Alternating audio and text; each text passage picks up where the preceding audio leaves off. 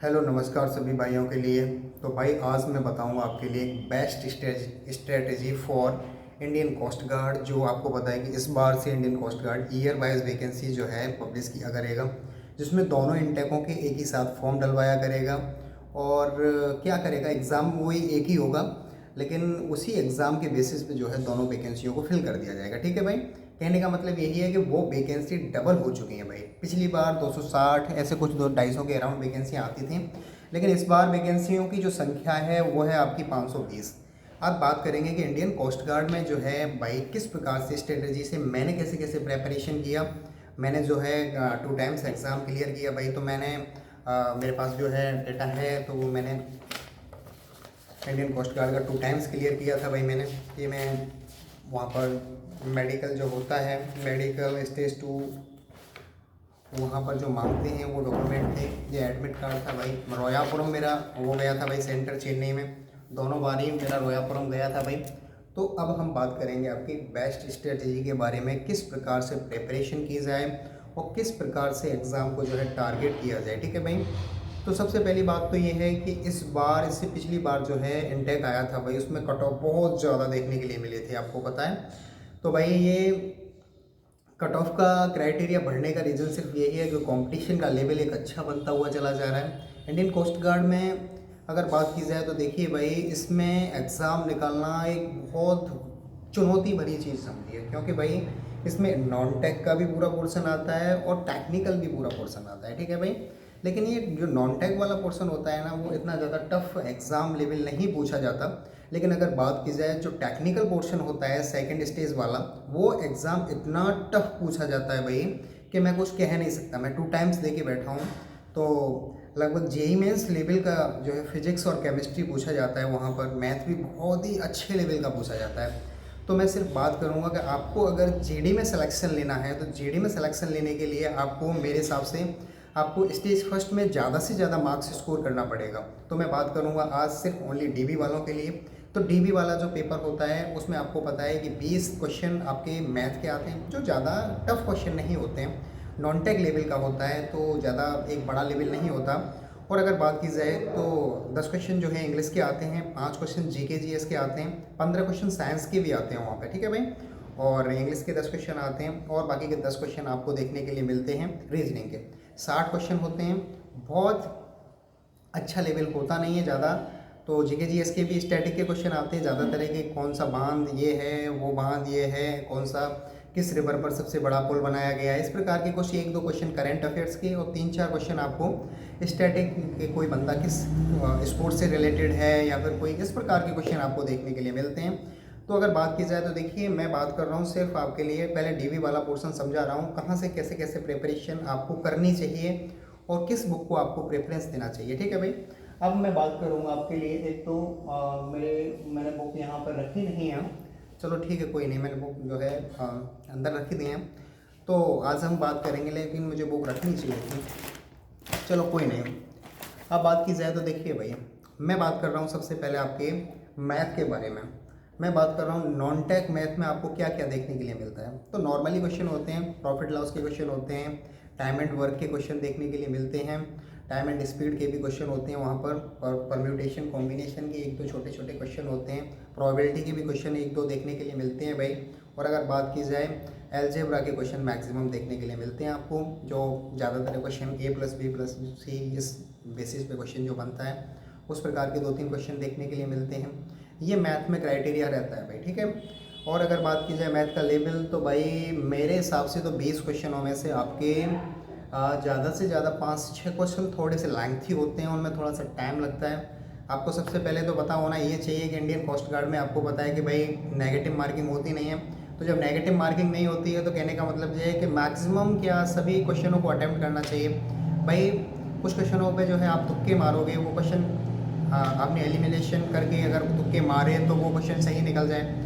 तो मेरा कहने का मतलब ये है भाई कि इसमें नेगेटिव मार्किंग होती नहीं है। तो मैथ में तो आपको इस प्रकार से तैयार करना है। इसके लिए आप अग्रवाल की जो बुक आती है भाई, वो अग्रवाल की जो बुक है उसको कर सकते हो। लुसेंट में जो बुक आती है, लुसेंट वाली, उस बुक को आप कर सकते हो। नॉन टेक के लिए बहुत अच्छी बुक है। ज़्यादा डीप जाने की ज़रूरत नहीं है आपको। किसी भी यूट्यूब चैनल से आप जो है पहले सब टॉपिक कर लीजिए। उसके बाद में आप टेक्स्ट बुक पे अपना प्रिपरेशन कीजिए, टेक्स्ट बुक पे आप मॉक दीजिए और जिस प्रकार के क्वेश्चनों पे आपसे गलती होती है उन क्वेश्चनों को आप दोबारा करने की कोशिश कीजिए, जिससे आपसे दोबारा वो क्वेश्चन गलत ना हो। अब बात करेंगे आपके मैथ के बाद में रीजनिंग के बारे में। तो रीजनिंग का लेवल बहुत ही ईजी देखने के लिए मिलता है। रीजनिंग में आपको मिरर इमेज से क्वेश्चन देखने के मिलते हैं, कोडिंग डिकोडिंग से क्वेश्चन, मैक्सिमम ईजी क्वेश्चन होते हैं। कोडिंग डिकोडिंग से रिलेटेड क्वेश्चन आपको देखने के लिए मिलते हैं। और अगर बात की जाए एक क्वेश्चन ब्लड रिलेशन का भी देखने के लिए मिलता है। और मेरे हिसाब से आकृति के 3 या 4 क्वेश्चन सीरीज वाइज जो आकृतियाँ होती हैं कि नेक्स्ट आकृति जो है कैसी होगी, उस प्रकार के क्वेश्चन आपको देखने के लिए मिलते हैं भाई। तो ये क्वेश्चन आपको एक अच्छी तरीके से तैयार कर लेने हैं, क्योंकि इससे ज़्यादा परेशान होने की ज़रूरत नहीं है। रीजनिंग बहुत ही ईजी लेवल आती है। अगर आपने बिल्कुल भी ना पढ़ी हो रीजनिंग, तब भी आप 10 में से 7-8 क्वेश्चन कर पाओगे। लेकिन आपके लिए अब बात करते हैं रीजनिंग के बाद में। अब आपके पास नेक्स्ट सब्जेक्ट है, वो है तुम्हारी साइंस। साइंस का क्या लेवल रहता है, मैं बात कर रहा हूँ सिर्फ डीवी लेवल में। तो डीवी में जो साइंस का जो लेवल होता है वो एक ज़्यादा बड़ा लेवल नहीं पूछा जाता है। सिर्फ आपसे वन लीनियर जो क्वेश्चन होते हैं, आप किसी भी ल्यूसेंट की बुक ले लीजिए या फिर आपके पास कोई ऐसी साइंस की बुक होनी चाहिए, स्पीडी वाली भी बुक हो, तब भी कोई दिक्कत वाली बात नहीं है। तो आप वहाँ से आप जो है तैयार कर सकते हो। वहाँ पे क्या है, वन लीनियर क्वेश्चन पूछे जाते हैं। आपसे पूछा जाता है कि माचिस में कौन सा फास्फोरस होता है, या फिर अगर बात की जाए तो कौन सी गैस किस लिए प्रयोग की जाती है, क्लोरीन गैस का क्या काम होता है, वाटर प्योरीफिकेशन में किस गैस का प्रयोग किया जाता है। इस प्रकार के क्वेश्चन आपको देखने के लिए मिलते हैं।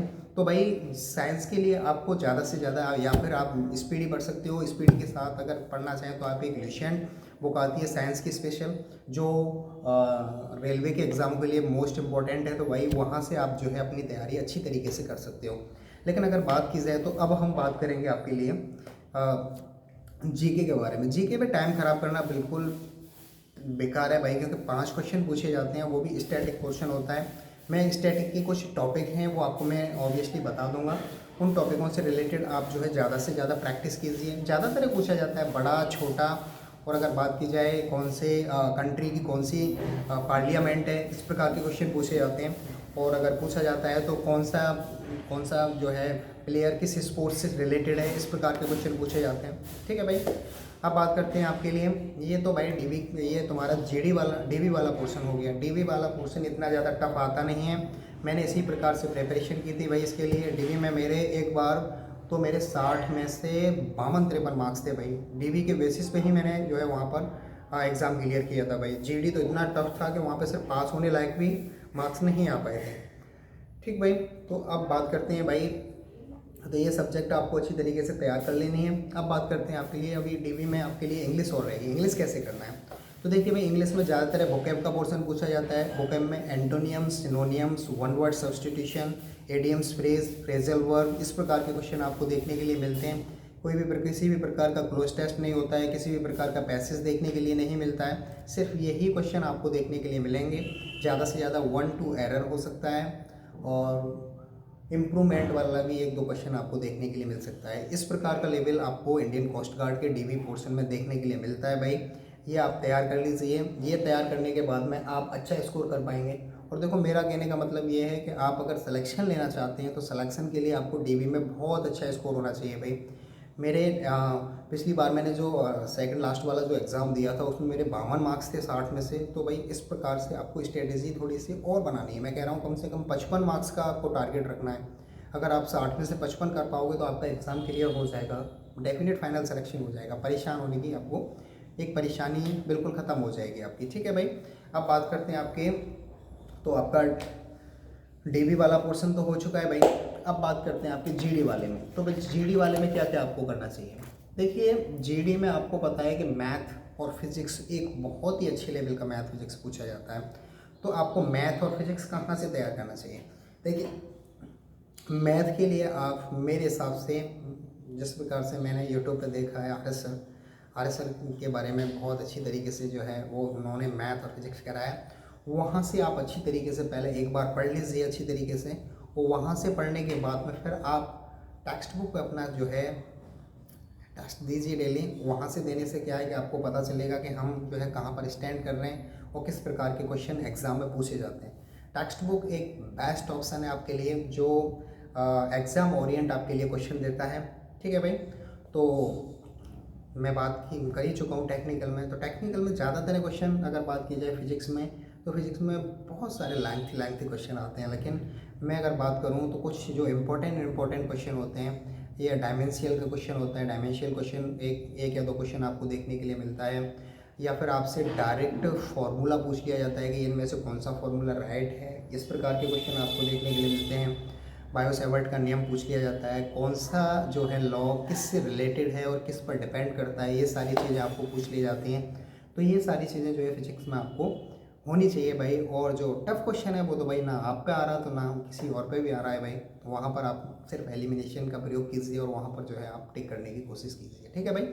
अब बात करते हैं टेक्निकल मैथ के बारे में। टेक्निकल मैथ में क्या होना चाहिए भाई?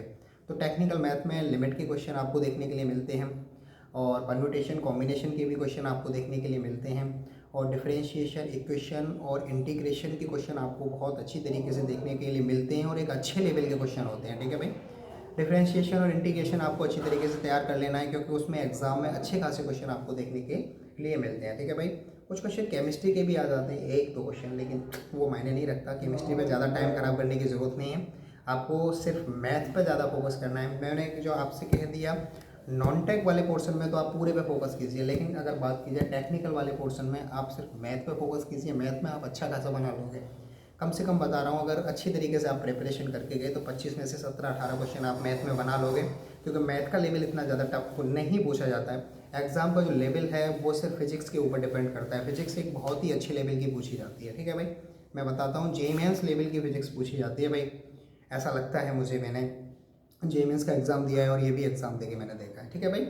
तो भाई इतना ही था इस वीडियो में। और अगर आप 2025 में जो है सभी लोग फॉर्म डाल दें भाई, और फॉर्म डालकर अपने आराम से प्रिपरेशन कीजिए, और प्रिपरेशन में दम लगाइए अच्छी तरीके से। और आपसे इंडियन कोस्ट गार्ड से रिलेटेड किसी भी प्रकार की कोई क्वेरी हो, जिस प्रकार से मैंने फिजिकल मेडिकल ये सारी चीज़ें जो है मैंने की थी, तो भाई उन सारी चीज़ों में किसी भी प्रकार को आपको प्रॉब्लम हो तो आप कमेंट सेक्शन में पूछ सकते हैं भाई। मेरा इंडियन कोस्ट गार्ड का 2 टाइम्स मेरा तुम्हारा आईसीजी का जो सेंटर है चेन्नई में, रोयापुरम की एक जगह है वहाँ पर चेन्नई में। स्टूडेंट कुछ देके आए होंगे, इस बार भी वहाँ पर सेंटर है, वहाँ पर गया होगा। तो रोयापुरम मैंने सेंटर पे जो है वहाँ पर दिया था भाई। लगभग जो समुद्र है, समुद्र के किनारे पे ही है वो सेंटर, बिल्कुल सटा हुआ है समुद्र से। उसके जस्ट पीछे एक रेलवे लाइन है, रेलवे लाइन की जस्ट रेलवे लाइन का पुल बना हुआ है वो समुद्र के किनारे पे, ठीक है भाई। और वहाँ पर फिशेज बहुत बड़ा बाज़ार लगता है वहाँ मछलियों का, क्योंकि वहाँ पर जो है मछली बहुत मात्रा में, बहुत ही डिफरेंट तरीके की मछलियों को पकड़ा जाता है। पीछे घूम के आना और मरीना भी देख के आना। मरीना वहाँ से थोड़ा सा ही दूर है आपको। सेंट्रल के लिए बैठिए, चेन्नई सेंट्रल के लिए। चेन्नई सेंट्रल पे पहुँचने के बाद में आप वहाँ से ज़्यादा दूर नहीं है मरीना बीच, थोड़ा सा दूर है। वहाँ से तुम एक ऑटो पकड़ कर पहुँच सकते हो। वहाँ देखिए बहुत अच्छा सीन है, बहुत अच्छा देखने लायक है, ठीक है भाई। मैं तो नहीं देख पाया था दोनों बारी, लेकिन बताते हैं मेरे साथ के स्टूडेंट कुछ देखने के लिए गए थे तो वो बता रहे थे बहुत अच्छा सीन है। तो भाई इंडियन कोस्ट गार्ड के लिए मैंने ये सारी चीज़ें जिस प्रकार से मैंने फॉलो की, मैंने जो है इनको आगे के लिए बढ़ाया, तो भाई इस प्रकार से आप जो है इस प्रिपरेशन कर सकते हो। और आप अपना सजेशन ज़रूर बताइए वीडियो में कि भाई इस प्रकार से मैंने जो है आपको बताया, कोई गलत तरीके की कोई मैंने आपको बताया हो इस वीडियो में, तो आप मुझे कमेंट सेक्शन में बता सकते हैं। और आपने फॉर्म भरा है तो आप ज़रूर कमेंट सेक्शन में बताएं कि मैंने फॉर्म भरा है। और आपको ये भी बताना है कि आपकी प्रिपरेशन कब से कर रहे हो, या फिर आप जो है इसी बार फॉर्म भर रहे हो, ठीक है। नमस्ते सभी भाइयों के लिए। जय हिंद, जय भारत।